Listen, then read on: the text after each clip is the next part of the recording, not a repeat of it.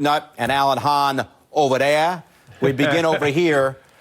This team is never out of it. No. I mean, those that have watched the regular season know that. Those who may just be checking out the Knicks in the playoffs learn that tonight.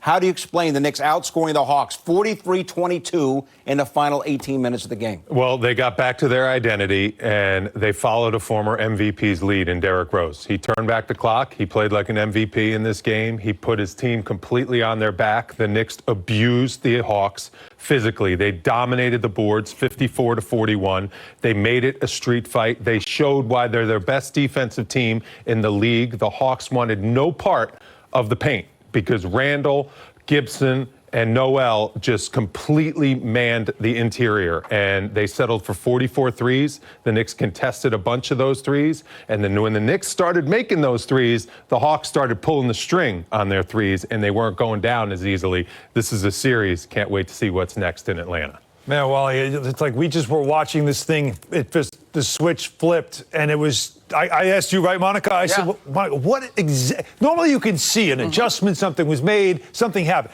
This was one of those where it's like, what was happening? What happened? What did you notice that was like so dramatically different, other than the fact that they just started making shots? Yeah. Simple as that. The three ball started going down, and we're going to talk about a lot of the different heroes in this game. But Monica, I'll tell you what. Hearing Obi Toppin's name chanted at the Garden, and him being part of what was a big moment of where the tide really turned, is just one of the stories of a night that we won't forget. Man, first of all, I'd like to address our captain tonight, Bill Pito. There's a win, and I'm here. So I just want you to know that hex is now broken, okay? That's because Kaz is here for MSGPM. Okay, Kaz is my partner. He is my partner on MSGPM. So we're together in that. But to your point, Han, in terms of that run that Obi was a part of, when you look at points in the paint in this ball game, guys, I mean, they were 42-28 compared to what the Hawks were able to do. And at the point of that run, Julius Randle had a drive to the left side of the basket and finished. And then we started to see the rim open up and more confidence from this Knicks team. It was just a switch in momentum. When they were down a dozen, literally, they could not have played worse. And then they were able to turn it on in the second half. All right, well, let's take everyone through the fourth quarter. Sure. The Knicks were down 13 at the half, had the great third quarter to go up by 1 after 3, and they were able to pretty much hold things together in the final quarter. Yeah, and it was all just the execution. Their offense was in a great rhythm. It all started with Derrick Rose. I mean, he was phenomenal in setting the table. Alec Burks, you can tell how much Tibbs trusts him. That three made it a 4-point lead. And how about Obi? Let's go. Obi! Get him up, Obi. That's what I'm talking about. Burks to Obi, 6-point lead.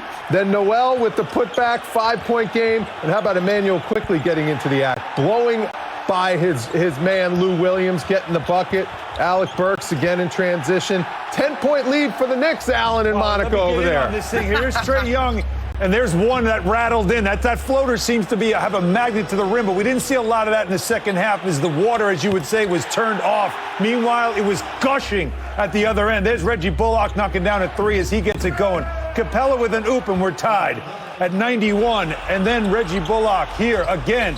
Hesitation, downtown, snap. Monica, I'm telling you, that's when you just felt like the tide was turning. Yeah, Reggie Bullock was my X factor going into this game, guys. He finished with 15 in that one. But then Julius started to get his confidence late in the ball game, making the right pass, finishing in the paint. I mean, he still could have a better basketball game, but I'm glad that he stuck with it. And when it mattered most, he showed up. But y'all, and I know we're going to get into everything over the course of our show. The defense that Reggie Bullock played down the stretch on Trae Young, big difference maker. You know, we got to talk about Derrick Rose here, guys, because he started the second half. Elfrid Payton tonight played only 5 minutes, didn't play at all in the second half.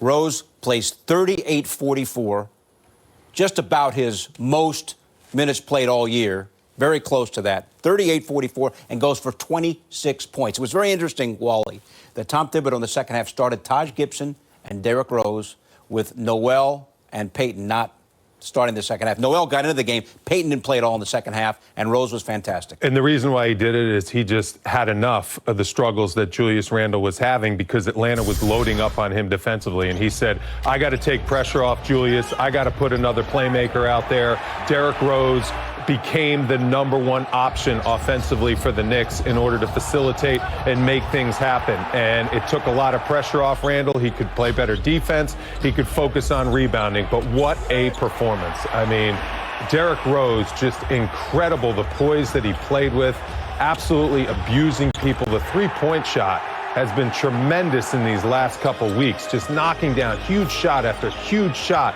just feeding off the crowd, just getting the crowd in an absolute frenzy.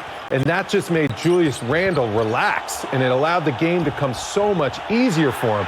Look at this foray of scoring baskets every single way. I mean, floaters, high hooks, pull-up jump shots, threes, you name it. Derrick Rose was outstanding in this game. You can't say it anymore. He was the MVP for the Knicks in this game and got them the win.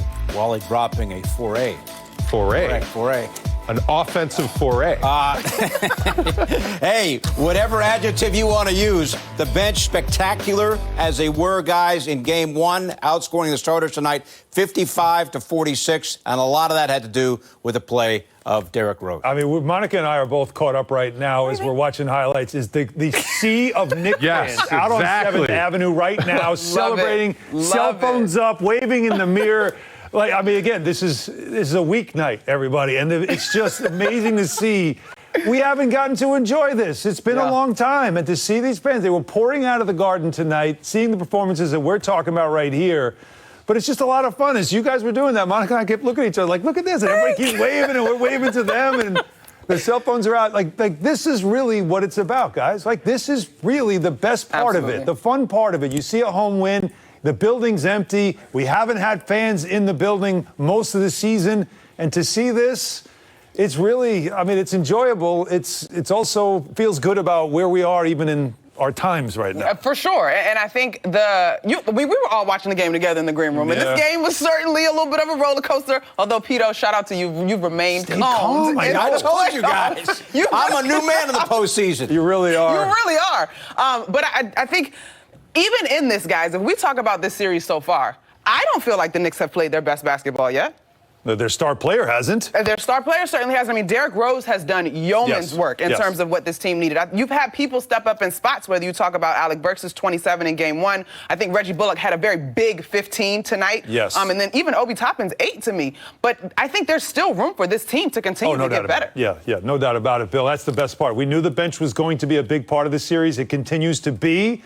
And now it's a matter of, did Julius Randle find his game, and will that matter now as the series shifts to Atlanta? Randle had 11 points in that key third quarter, finished the night with 15. Here is the shot outside our Delta MSG studio. There you go. There you go. They're there, and we here. And here's what's ahead for us. Game 3, the series shifts to Atlanta. Pre-game 6:30, Game 7. Extended post-game follows. Game 4 is on national TV. We have an expanded post-game show on Sunday. And then Game 5 is a sure bet back here at MSG next week. But up next will be Game 3. And around the corner here on the post-game